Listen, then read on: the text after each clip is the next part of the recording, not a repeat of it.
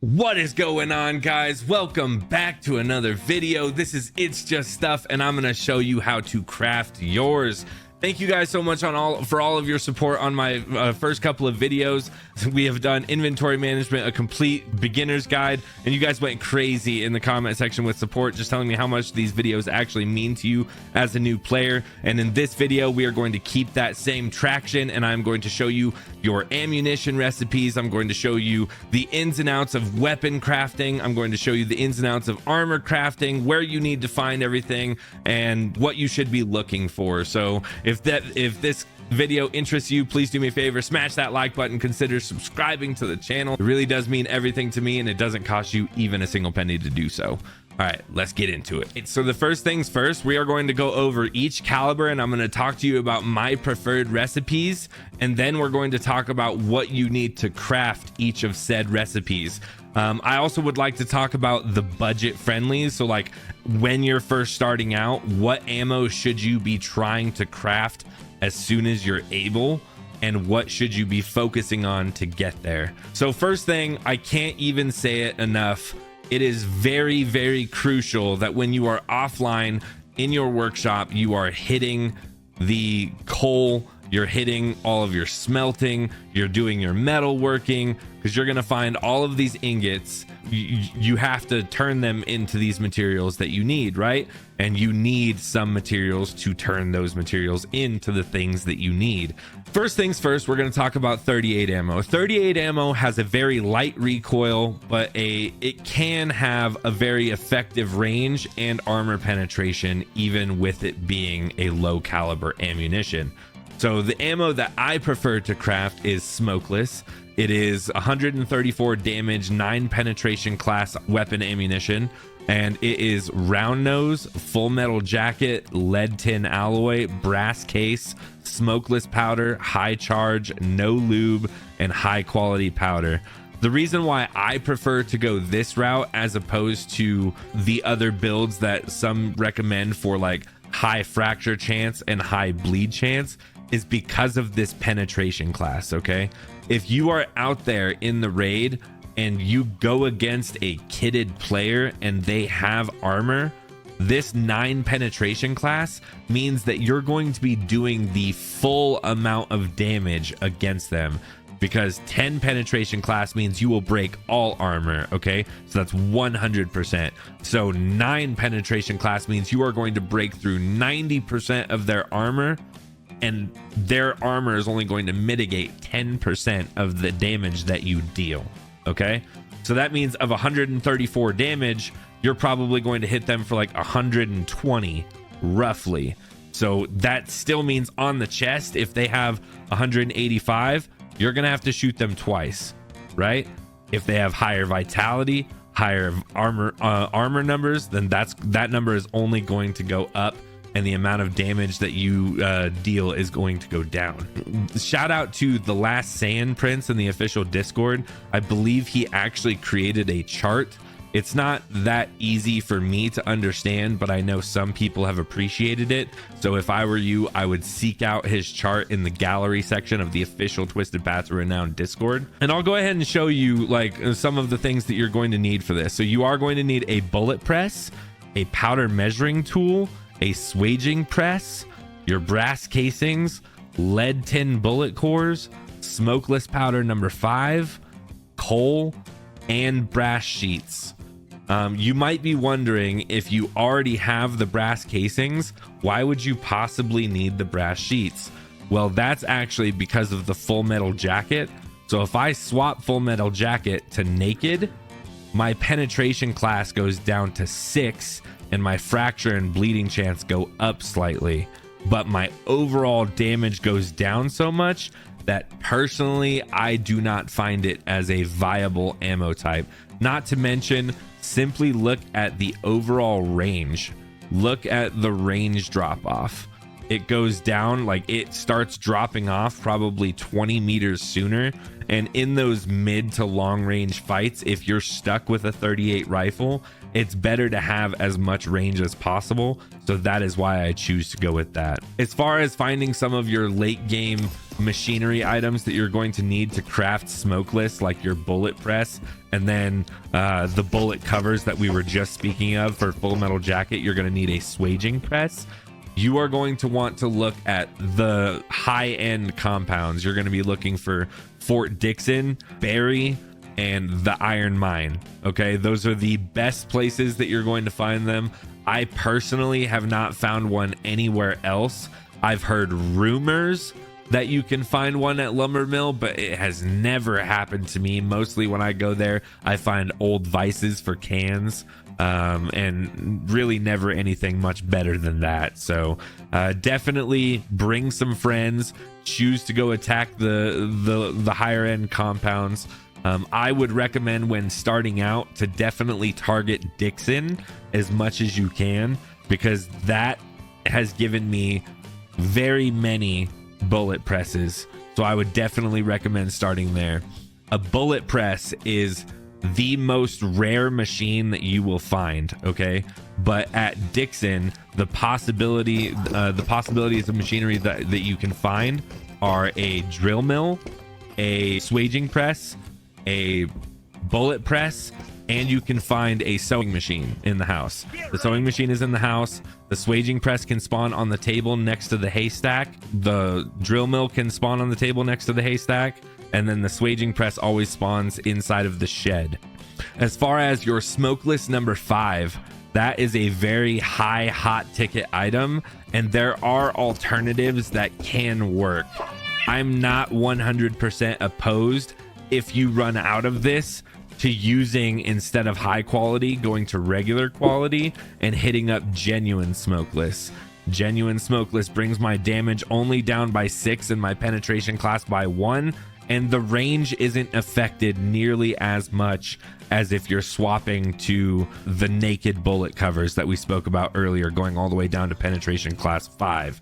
So if you can still muster the materials to get that, even without number 5, you will be in a much better off position than someone that's using just store-bought ammunition from the market. You can find number 5 in like 3 different locations. You can find it at the mine, of course, in the boss lair, as well as a bunch of other goodies. I'm not even gonna lie to you and say that the mine doesn't have almost everything that you need, because it does. Somewhere in there it has everything that you need. As far as genuine, you can find that many more places in all of the mid-tier compounds. You can find genuine. You can find it at 𝐈𝐬𝐴's, you can find it at Military Medic, you can find it at all of the other usual suspects, Dixon, Annie's Village, etc. This also does, like I said on the beginning of this video, require you to be crafting coal, because it does also use your coal even passively. It's only 5 grams, but it does add up when you're using all of your coal for other things. So you want to make sure that you always have at least a piece, like 1 stack or 2 of coal in your ore containers, just to have for your ammunition crafting, because if you use all of it and you're completely out, that's just going to be another time unnecessary bottleneck, right? So definitely make sure that you have your workshop going as often as you can. As far as the lead tin bullet cores, so if I had everything maxed out and I swapped from lead tin to lead, you're going to notice even more penetration class fall off. And if you're also using genuine, the impact is just getting drastic at this point. It goes from penetration class 9, 136 to damage 127, penetration class 5 with no bleeding or fracture. So that means if someone has tier 5 armor, you're really only going to be doing about 50% of the damage, which at 127, you're only going to be hitting for about 60, 65. And you might have to shoot someone 3 times to kill them. This game is always going to be headshots reign supreme.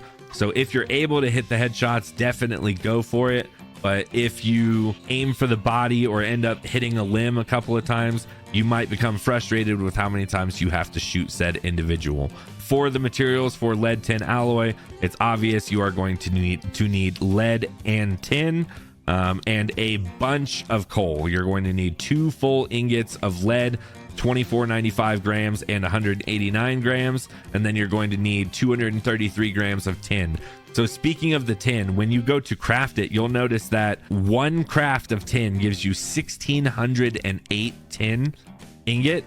So you do not need to focus on tin very much. Do not pick it up in every raid because it's not that essential. One or 2 pieces of tin ore will carry you for quite a long time. Very early on, I made the mistake of picking it up all the time because I thought I was really going to need it, and then I didn't, and I ended up with a ton, and I just ended up having to sell it off because there's no use for it, and it takes up way too much inventory, and it's heavy. It takes up your overall weight in your character that you could be using for other loot that is more essential. But as far as the lead is going to be, when you see it, you should probably grab it and smelt it down as often as you can. For this, you're going to need a compact smelting pot and tongs. Tongs can be found in many places. You can find it in the Widow's Cabin. You can find it at Lumber Camp, Dixon, Berry, Military Medic, in all common boxes around the map. It's just a chance spawn. So try not to get too frustrated if you're having some poor RNG and you can't find these tools. I promise you they will come. And as far as the compact melting pot, you can actually purchase the compact melting pot from Edgar Mills, and it's usually around a 50%. So that's not really going to be a bottleneck for you either. So when you're in raid, if you come across one of these items, you don't even really need to pick it up. If you find a high percentage one, you can, just to save a little bit of money, but it's not entirely necessary either. Moving on into the next set of items, the powder measuring tool. The powder measuring tool is an essential item, an essential tool, a piece of machinery that you have to have for your ammo crafting, regardless of if it's smokeless or grain black powder. It doesn't use very much of the tool, but it is necessary. You can find those also at Lumber, Military Medic, 𝐈𝐴𝐳. You can find it in all of the usual suspects. Just keep your eye out, be persistent, keep checking those boxes. Specifically with this one, you can also check the tables of every single compound. Fort Dixon, like I mentioned in my previous video, is going to have them on the tables that are outside, not behind locked doors. The one behind on the right hand side of the house, and the one next to the hay in front of the shed. Definitely keep your eye out on for those. From here forward, I'm just going to go over the specific damages now that I've done all of the different variants and aspects of 38, and you kind of have an understanding of why I'm choosing the type of ammo that I am. I will just quickly go over 44, 45, 30, 99, and then slugs. So for 44, my preferred ammo is the same setup. It is round nose, full metal jacket, lead tin alloy, brass case, smokeless powder, high charge, no lube, high quality powder, and it does 166 damage at 9 penetration class, and it doesn't start dropping off until about 160 meters. To give you an idea, the entire square map is an 8x8, so 64 square kilometers. A huge map to be traversing, so you will often find yourself fighting at these kinds of ranges. So making sure that you have the tier of ammo to match the range at which you are fighting is absolutely essential. The weapon that I like to pick on a lot is the volcanic, because if you just look at the ammo that you get for it, it is absolutely absurd how quickly the ammo just drops off and it hits straight to the ground. The base ammo does 79, and it starts to drop at about 20 meters. So there's going to be oftentimes, especially as a new player, you might be using your volcanic and you're aiming at someone's face and you pull the trigger and you're like, why didn't anything happen? it's not because nothing happened, it's because the ammo that you're using is horrible and it hit the ground right in front of their feet, or even way out in front of them, and you just did not see the bullet impact. So definitely keep that in mind. The worse ammo that you're using, the more you have to lead and raise your shots depending on your range. For my 45, I use round nose, full metal jacket, lead tin alloy, brass case, smokeless powder, high charge, no lube, high quality powder, and that gives me a whopping damage of 193, 9 penetration class ammunition that doesn't start dropping off until about 155, 160 meters or so, give or take. And this is my preferred ammo type. Okay, if I have the choice, I will be running the Iron Mine ammo, because the Iron Mine ammo 45 is going to be doing 201. Yes, the penetration class on 201 mine ammo is only penetration class 4, but the damage increase from 193.9 to 201.4, it really does feel like I am very often one tapping people in the chest. While I think crafting 45 is a very viable option, you can get this ammo in endgame for free out of the loot cabinet in Iron Mine, and it is a awesome ammo to have. So yes, my preferred ammo type currently, especially in 8-inch revolvers, is going to be a 45 with Iron Mine ammo. If you've played the game a little bit, you might have noticed that it can one tap to the chest, especially with no armor, and it's just like having a full-size rifle as a pocket, as a pocket rifle. I often compare it to the uppercut on Hunt Showdown, if you've ever played that game. And moving on, I'm going to warn you from this point forward, it's going to get to the end game type of ammunition, and it is going to get increasingly more expensive. But we are going to be looking at the 3099. Okay, the 3099 is the most powerful rifle in the game currently, and it has the highest damage output. But in contrast, it is also the most expensive to craft, and you will find new bottlenecks for materials that you have to find in order to craft said ammo. So the setup that I prefer to go with is Spitzer, full metal jacket, lead tin alloy, brass casings, smokeless powder, high charge, no lube, high quality powder. The reason why I say that you are going to encounter new bottlenecks is because, oh mama melon, sandpaper. Sandpaper is a huge bottleneck for this ammo, because in one craft it only gives you 7 rounds, and it costs 166 centimeters of sandpaper. Sandpaper, yes, it can be found everywhere.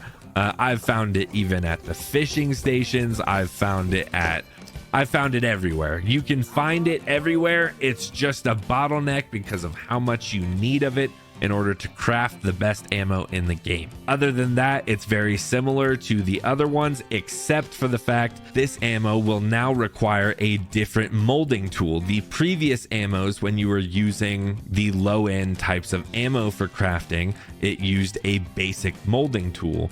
This will now require a Spitzer bullet molding tool, which can be found in high percentage durability at mine and in various durability percentage at the Widow's Cabin and at Deadshot. Those are going to be the 3 main locations that I always find Spitzer. Some people say that they find them at Berry. However, for me, that seems rare and very few and far between. So I would definitely say, if you are a new player coming to this, to start with the Widow's Cabin and go from there. That is going to be the easiest barrier to entry of all of those locations, right? So start there and work your way up.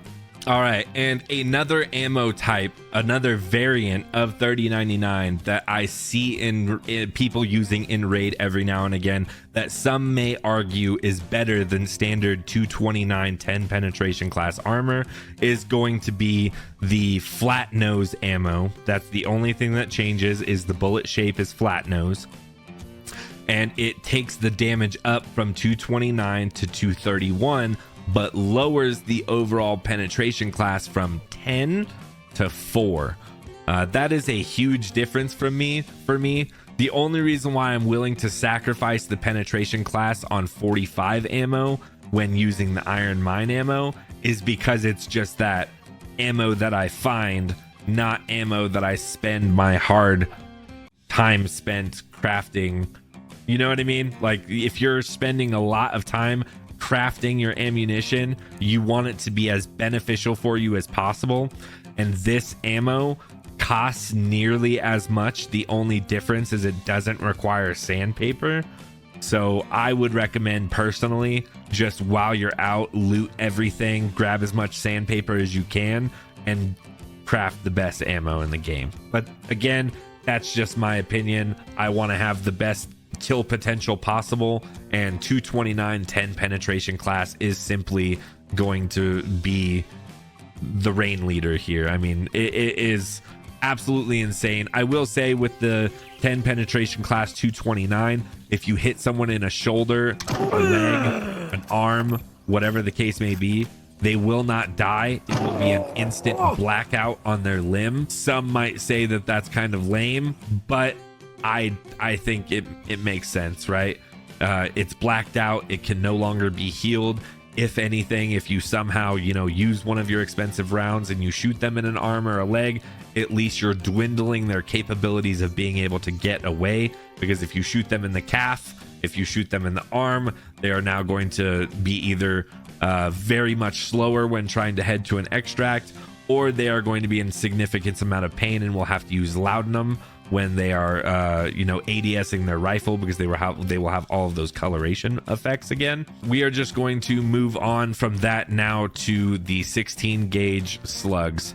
This is not something that I personally craft at all, and I cannot in good conscience recommend that you craft this item because it can be found in such abundance at the mine. This is an item that I would recommend to you if you would like to use shotguns as an endgame ammunition. You definitely want to go to mine and be pulled through, get to the boss layer. There's often like 4 or 5 stacks of these slugs alone. However, I will still go over it so that way you guys know, and you know what the differences are. The preferred type of slugs is going to be slug, brass casing, felt wad, high powder charge, and high quality powder. And I do believe that before, one of the differences between fiber wad and felt wad was that fiber wad made the slug drop to the ground faster than felt wad. Because if you use a 4x scope on the 29-inch shotgun, you can in fact basically snipe with it like a rifle. Last Saiyan Prince, also shout out to him, he uses it and absolutely praises it. He believes that it is better than a 3099. In my opinion, I will always think that the 3099 reigns supreme. However, he does very well with it, and whatever floats your boat. So that is what I would say about the slugs.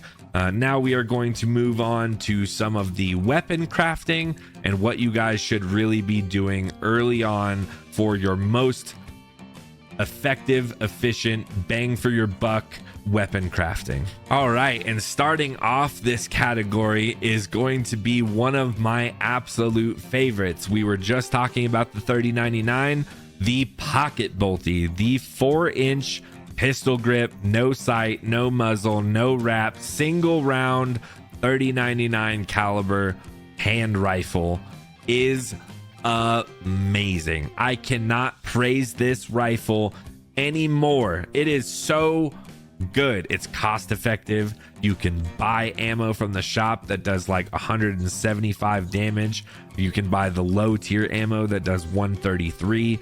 And I think the one from Deadshot is even a little bit better than the 175 you can buy from the shop in terms of penetration class. This little pocket rifle is wild. If you've ever played Marauders and you crafted that little Mosin Obrez that you could just pull out and hold an angle, and whenever someone come out, you just drop them with one shot, that is this pocket rifle. I love it. It's cheap, it's effective, and we're going to talk about how you can buy it.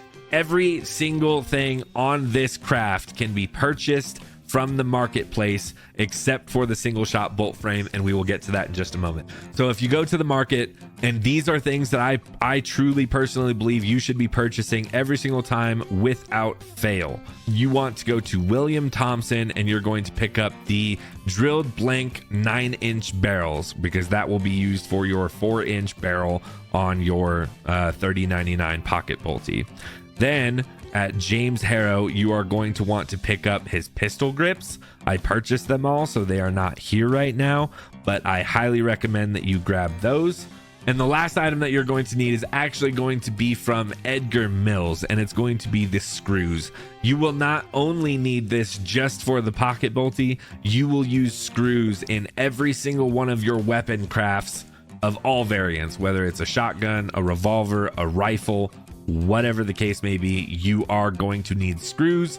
So I would say every single rotation that you remember to do so, spend the 29 cents, get stocked up, get yourself a few hundred of them, and then, you know, then you can relax and think about, you know, you can just craft whatever you'd like. The last component, as I said, is going to be the single shot bolt frame. I find this all the time in the Widow's Cabin, and as a new player, I keep referencing the Widow's Cabin, and it might be a little daunting to you to kill the Widows for your first time. I would definitely say, if you're that worried about it, maybe join the official Discord at the Prospector role in there, or in the description of this video, you can go to my personal Discord. You can message me, you can get a hold of me any way that I am available on all social media platforms, and I can take you and we can go kill the sisters together. I have no problem doing that. I love taking new players through and showing them the ropes, but 4 quick, well-placed headshots is really all that you need against the sisters. Make sure you have a little bit of range, because they do have some shotguns with some decent ammo, but a little bit of range, 4 well-placed headshots, that's all it takes, and you can get the Widow's Cabin key. You can head down south by the tree on the islet, and you can get your single shot frame. You also find them in abundance in multiples inside of the loot room of the mine. I've also found them. There's a rack on the deck of the main house in Fort Barry. If you end up being able to take out Fort Barry, I know it is a harder compound to take for a new player, but on that rack, the bottom crate on that rack is always going to be the weapons component crate in that compound. Check there. I've found multiple singles there as well. This weapon is so good for early game because it really allows you to be able to pack a punch at a very low level without breaking the bank, breaking all of your resources, and having to worry about bringing something in that's too high of tier and dying and losing it. A pocket bolty is very cheap, so if you die and you lose it, it's not that big of a deal. You can buy the ammo, you can buy all the parts for it. That is the point that I'm going to make there.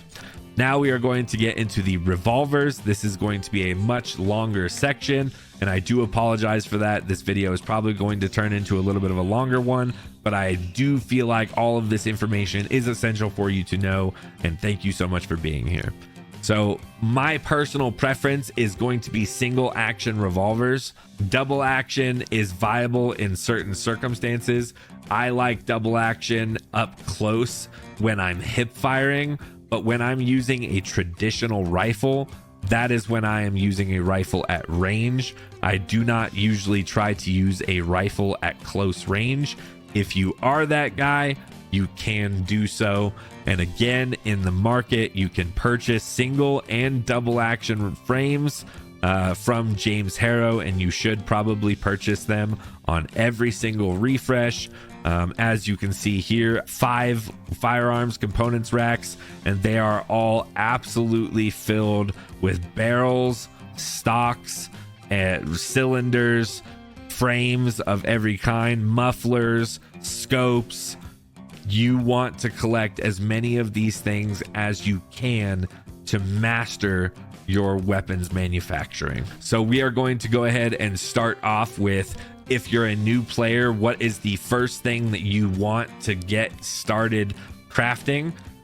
If you are going to craft your rifles, okay, and you don't have the 29-inch barrels because they're too expensive to craft, 29-inch barrels cost 5 steel bars and oil and a drill mill in your workshop in order to craft that. I know that's a lot. So if you don't have them, you can craft the 16-inch barrels for significantly cheaper than that. You will still need the same materials, just in less quantity. If you're going to use the 16-inch rifles, I will say that it is without a doubt 110% necessary to have a deer skin leather wrap on them.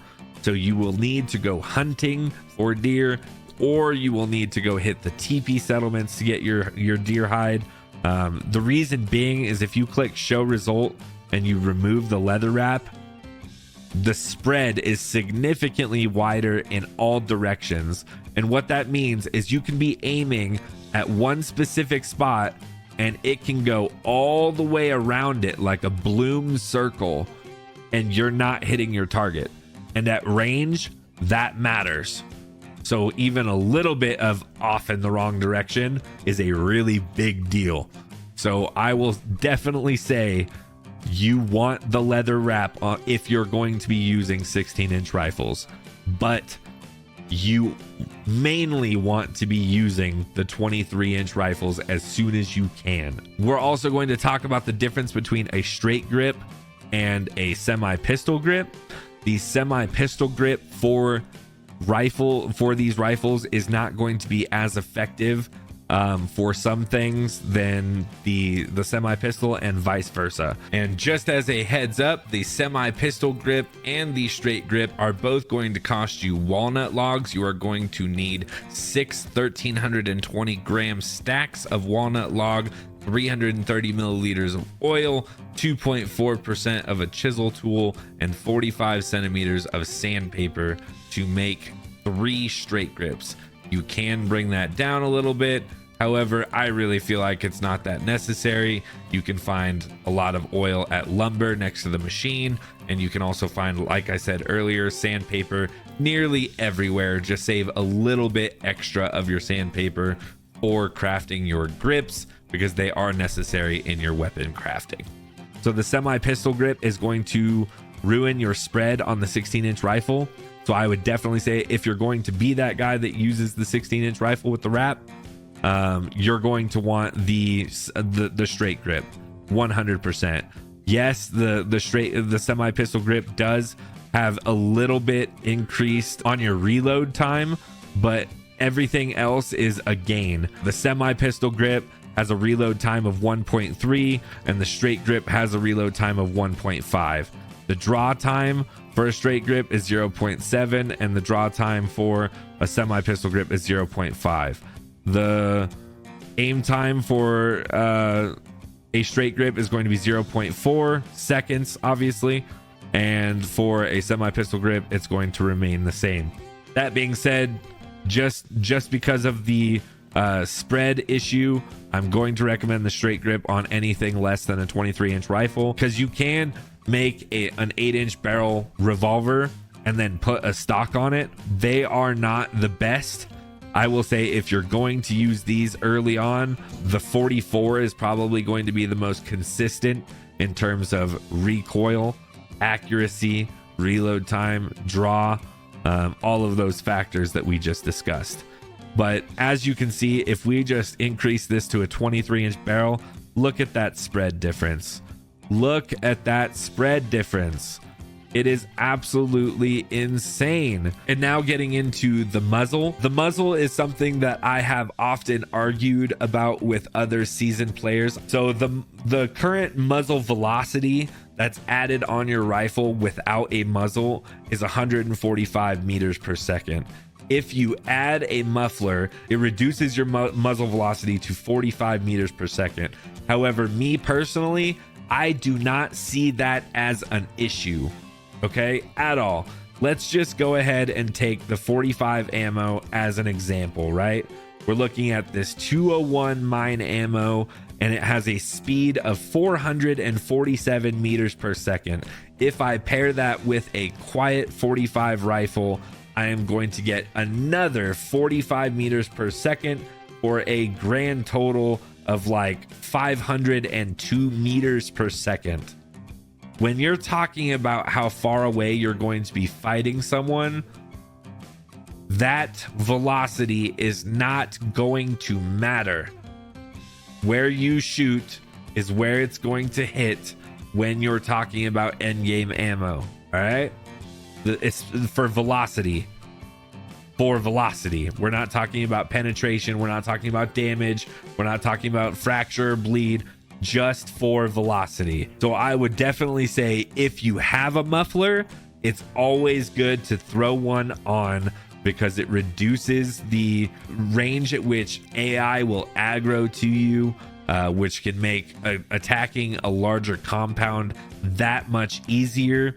Plus, dude, who doesn't love Splinter Cell? You know what I'm saying? You could get a little quiet revolver on a single action, go into the market on 𝐷𝐴𝐻𝐿, throw yourself a little intelligence mask on, and you're going to creep up in there, and you're going to be able to get close to those bandits without them aggroing, because they think you're one of them when using these masks. I guess that's another little side note here, is if you're going into raid and you don't currently have a headpiece on at all, a hat at all, you want to have the intelligence mask on. The red mask makes you a target. I would not recommend the red mask. Use the Intelli mask, because it decreases the aggro range for that type of AI. That being said, it's the same for military as well. If you are in military uniform as a military disguise, you can see what disguise you have in the top left hand corner of your character when you're on your roster, or when you're in your inventory in raid. It says disguised as military on this character. That means that I can get fairly close to military AI before they aggro me, because they think that I am one of them. I would say that the mufflers are way worth it. And if you switch from having a muffler to the 16-inch, the spread is a little bit better because you do have a longer barrel. So if you're going to run a 16-inch rifle, having a muffler will only increase the spread, which will definitely be a good thing and be much needed, because the accuracy it's hurting on the 16-inch rifles. I almost personally feel like the 16-inch rifles need some kind of a buff. That's just my opinion though.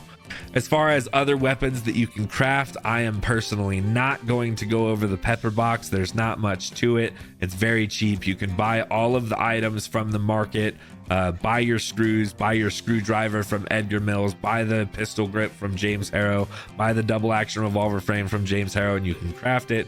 Very simple, very low grade weapon.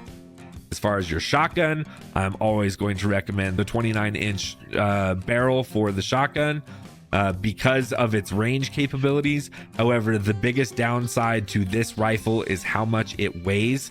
I do believe it is like 6.4 kilograms, which is heavier than the heaviest backpack in the game that everybody hates, the Expedition Pack Horse, which you can get from a barter from the backpack guy. This backpack right here, the 5x6, it is the Expedition Pack Horse. That only weighs 2.6 kilograms.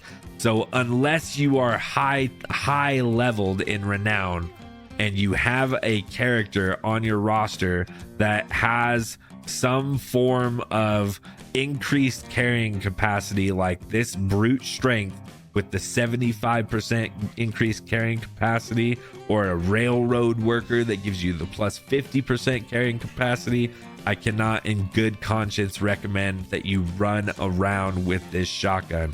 This is for experienced players only. That being said, all of the other shotgun variants early on, I do not like. That is my opinion. But if you are going to use one of these early on, I recommend no sight and to use a pistol grip and the 9-inch barrel. So this is a pocket shotgun, and you can bring in slugs. You can also do the same thing with the double barrel shotgun. The same opinion applies to the double barrel shotguns. I prefer the 29-inch with the 4x scope and the advanced stocking. And speaking of the advanced stocking or the semi pistol grip on the shotguns with the 29-inch barrel, it is the only variant that you can have on the shotguns. You cannot use straight grips for shotgun crafting, only the semi pistol grips. And I'm not exactly sure why, by the way. I figure I'll throw this out there. For bolt action crafting, when you're looking at the pistol grips, the advanced stocking is just a semi pistol grip. I'm not sure why they changed the name on it when it's the exact same thing for all the other weapons, but for bolt action it's advanced stocking, and I just mixed it up with the shotguns. But we're here now, and now you know. So don't get confused by that. The advanced stocking is only for the bolt action rifle, and it's just a semi pistol grip, and the shotguns can only accept a semi pistol grip or a pistol grip. It's also worth noting that any 2-slot weapon will fit into a pistol holster. You can craft a shotgun, a 9-inch shotgun, and put it in your sidearm holster instead of your rifle holster and have a pocket shotgun. You can do the same thing for the bolties. You can do the same thing for your revolvers. So anything like that can go in a sidearm holster. The last but not least, longbow. This is not something that I have personally messed around with too much, okay? Let me start there. However, I do believe that the bows are in desperate need of a buff, okay? The best bow that you can craft right now is a horn staff. In order to craft a horn staff, you need deer horns, tallow, glue, and a hand file. In order to get deer horns, you have to kill a buck, and this item is rather large, and for an early on player to try to get these in a small bag that probably only is a 2x3, you will have to drop everything out of your inventory and just grab this and get it out. And it just doesn't really seem very viable for me. But if you're going to create one, this is what it costs: 1 deer horn, 120 tallow, 210 glue. That makes your horn staff, and then you can go under longbow under your weapons, and it will take the bowstring that you want is waxed bowstring. The next best is sinew bowstring, and then silk, and then linen. I do not even recommend picking up silk or linen at all. If you are going to skimp up on the waxed at all, you want sinew, which can be found at all of the TP settlements or on dead animals. So make sure you're checking your carcasses of all the dead animals, and you can find your sinew, your animal fat, your meats for your can crafting, etc. But the horn longbow with the waxed bowstring will give you an increase of 85 meters per second on your muzzle velocity, which is so necessary, especially when comparing it to even the 𝐈𝐻𝐿. You only get an extra 60 meters, and it only gets worse from there, down to 42 with black walnut and down to 35 with hickory. And the reason why that's such an issue is because if you go into the ammunition for your long arrows, this is the preferred build: cedar, thick, turkey, obsidian, and field point. That's going to give you a speed of 57 meters per second, and the drop starts happening at about 100 meters. So that means you're only going to be having a speed of about 150 meters a second, 170 meters per second, somewhere in that department, and the best penetration class you're going to have is tier 3. I just prefer, if I'm going to hunt, bring in a revolver, even an 8-inch, one well-placed shot to the heart of any animal and it is dead. As far as the class of difficulty for each of the animals, boar is going to be the biggest bane of your existence, pain in the ass that you will come across. The heart, to me, just doesn't exist. It doesn't exist on the boar, okay? Like, you can sidestep, shoot it in what looks to be like the heart. It just doesn't go down in one hit, all right?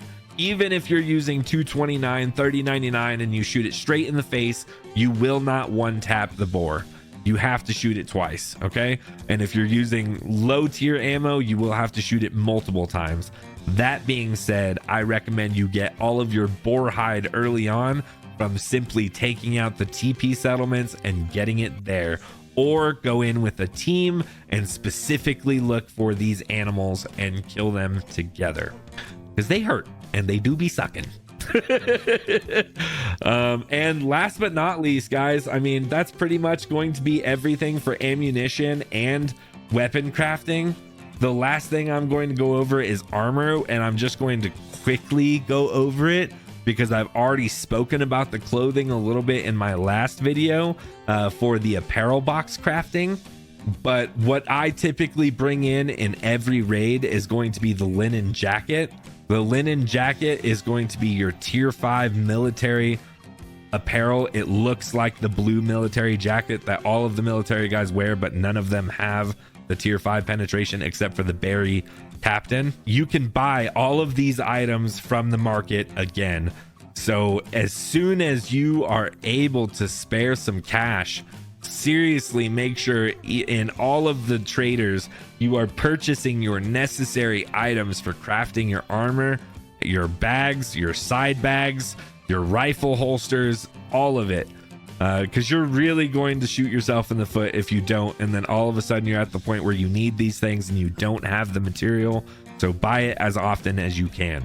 You're going to need linen cloth, cotton cloth, universal sewing needles, and the leather sewing needles. Leather sewing needles are sold by Benjamin Carter every other refresh. And then going over to Clara Mitchell, she is going to be selling your linen threads and your cotton threads. You're going to need that for your armor. And going back into the workshop, it's also going to need iron thin plates, which is from James Harrow. You can purchase these for very cheap, 9 cents for 3 pieces, and it only takes 1 piece per craft on this. And then your sewing machine. We already spoke about the sewing machine earlier. You're going to be able to find that at Dixon very often, and most often even an easier compound, 𝐿𝐴𝐻𝐿 in the little locked hut next to 𝐿𝐴𝐻𝐿 across from the kitchen. They always have the sewing machines in there, so that's where you're going to want to go for those. Especially if Dixon seems a little too daunting with the picket walls and everything, and you feel trapped when you're in there. If you're afraid to go there, go to 𝐿𝐴𝐻𝐿. 𝐿𝐴𝐻𝐿 only has like a total of like 5 to 7 AI that can quickly be dispatched with just well-placed headshots, and then you're in. Just make sure you look for 𝐿𝐴𝐻𝐿 and grab the key off of his corpse. As far as pants, I do not recommend crafting pants at all. There's a simple reason to it. Nobody shoots you in the damn leg, okay? Like, nobody is really ever shooting you in the leg. So I only, even when I'm bringing in a tier 10 chest, I am only bringing in tier 3 legs, okay? Tier 3 pants can be purchased from Clara Mitchell once you give her her reputation request item, which is the Widow's Guide to Retribution, which we went over in the last video, is down south in the Widow's cabin. Once you give that to her, you can purchase tier 3 penetration class armor from her. It does cost $2.28, but that's nothing in the grand scheme of things. As you guys saw on my last video, I was at like $600. I'm up to $738 now, and I'm constantly giving away money. There's nothing to money dump in this game. So spending money should not be a problem for people that are willing to invest time in the game and get more money. The next thing that we're going to go over is the leather jacket. The leather jacket is going to have 2 different variants that you can choose from. I do not recommend using your deer hide for your armor. It is unnecessary. It's crappy armor anyway. Just use tier 5 instead of tier 7, because if you change all of the configuration that I have here on the boar skin to deer, it's only going to be penetration class 7 protection, and you need deer hide for so many other things that I do not recommend it. For the leather jacket configuration, you're going to want boar skin jacket, boar skin plate pockets, a cotton shirt, because cotton shirt does not affect the lifespan at all, and it's cheaper. You're going to want sewing threads material at linen threads, and you're going to want thick iron plates. This is going to be the best armor in the game at 10 penetration class with a lifespan of 14 kilometers. This will save your life from the best ammo in the game. If you shoot someone in the chest with 3099 thumbs and they don't die, it's because they have this armor, okay? Or you hit a limb. That's the only other way they survive. If you have 229 ammo and you're 3099, if you shoot them and they don't die, it's because they have this armor specifically. It's kind of insane. I almost feel like it needs to be nerfed a little bit. It really does kind of take the game to like nearly Apex Legends level if you're shooting in the chest. So again, headshots reign supreme. Make sure you're clicking that head, and if you can't, you're probably gonna have to shoot him a couple of times even with decent ammo. The next one I'm going to recommend is going to be wolf skin.